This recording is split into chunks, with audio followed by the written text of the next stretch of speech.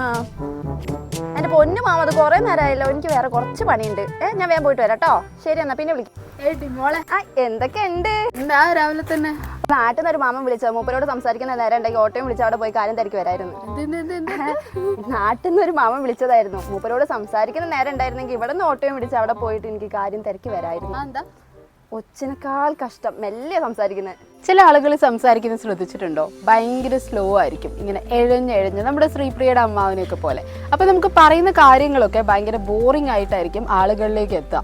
എന്നാൽ മറ്റു ചിലരാണെങ്കിൽ to fast ആയിട്ട് സംസാരിക്കും. പറയുന്ന കാര്യത്തെക്കുറിച്ച് യാതൊരുവിധ ക്ലാരിറ്റിയോ അണ്ടർസ്റ്റാൻഡിങ്ങോ ഒന്നും തന്നെ നമുക്ക് ഉണ്ടാവില്ല. ആസ് എ വോയിസ് ആക്ടർ നിങ്ങൾ ശ്രദ്ധിക്കേണ്ട ഒരു കാര്യം എന്ന് വെച്ച് കഴിഞ്ഞാൽ, പറയുന്ന കാര്യങ്ങൾ എപ്പോഴും ഒരു നോർമൽ സ്പീഡ് പിടിച്ച് പറയാൻ നോക്കുക. നിങ്ങൾ സ്വയം ആലോചിച്ച് നോക്കൂ. ടു ഫാസ്റ്റ് ആയിട്ട് സംസാരിക്കുന്ന ഒരാളാണ് നിങ്ങളെങ്കിൽ അതിന് വർക്ക്ഔട്ട് ചെയ്യുക, എന്നിട്ട് അതിനൊരു നോർമൽ സ്പീഡിലേക്ക് മാറ്റുക. ടു സ്ലോ ആണെങ്കിലും